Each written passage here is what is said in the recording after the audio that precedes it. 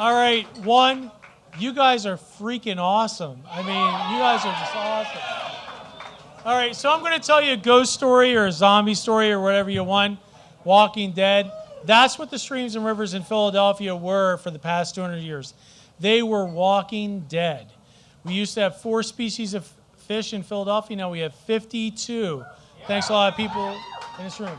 So we had a lot of streams in Philadelphia. In fact, one probably went, Gunner's Run or Coxon Creek, went by this bar right here.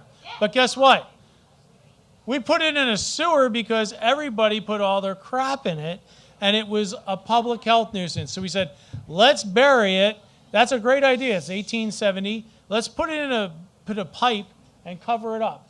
And that's all you got left. So you have to either go to the Wissahickon Creek, you have to go to the Tacony, or you have to go up to Pennyback Creek or to the rivers to see a stream. So there's only 78 of probably 1,000 miles of stream in Philadelphia that are left. But we put about enough piping to go from here to California and back. But this is how the city developed. We built these waffle-type things where we built the frame around the road, and we put the city up, and we put buildings on top of it, because that's what Ben Franklin thought was a great idea. And then we buried the creeks under the ground in these sewers. Now, my job is to undo the past 200 years' worth of bad engineering decisions. Not only is it to bring the creeks back to the surface like we have at Indian Creek or even in Mill Creek, that actually comes down the whole way through the University of Pennsylvania. How many people went to Penn? If you went to Penn, a creek ran under your campus and you didn't even know it and went out to the river. And now we're actually bringing about 1,000 feet of that back to life and actually putting it up here at 68th Street at Norris Park.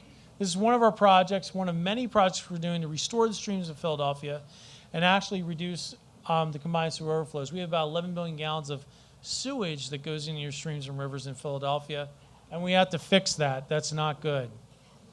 So we took a stream that actually went into a pipe and mixed with sewage and caused overflows, went under a tennis court, and put it into a stream, and we actually moved it and created a new stream, and you'll see the pictures later how we make a new stream.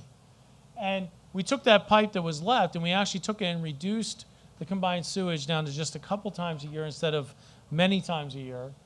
And now, hopefully it'll come up in a second because I'm not very good with these graphics, but building a creek is actually something very interesting because I started my job as a kid planting trout streams and putting trout in streams. So we take an area like this, nothing's happening here, and then ultimately we have to figure out how do you build a new creek? How do you take a creek that disappeared and put it back up on the surface? And so we start with what all engineers do. I'm an engineer. We have to do the geeky thing. We have to drive a bulldozer through it because that's the best idea you ever have as an engineer. And we put up fences and we make it look like it's official. And then we take a backhoe, or actually an excavator in this case, and we build a new stream bed. And it looks like what? A highway, right? But it's actually a stream. But we're actually building a new stream that we actually eliminated a long time ago. And this is how we do it as engineers because we think this is a great idea. But then we fill it in with rocks because rocks are good, right? You know, we think that's a good idea. You know, after we build a trench, we put rocks in it because that's what engineers do. And we say, okay, now it's about time. We should put the stream back through it. So now we divert the stream back through it, and it's like, hey, that looks pretty good. We didn't do a bad job. We're a bunch of engineers.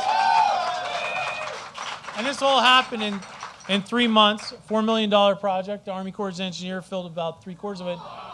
And now it's reconnected with the floodplain.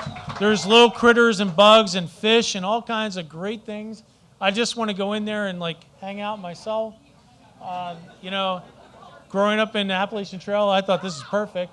And then even during a really heavy storm, it's connected to the floodplain, and it is working awesome. And why can't we bring these things back to life? Why can't we take these zombie streams and bring them back to life? Well, I don't know. But the ghost story is that anywhere you walk in the city, there's a stream waiting there, reaching out to grab you. Thank you very much.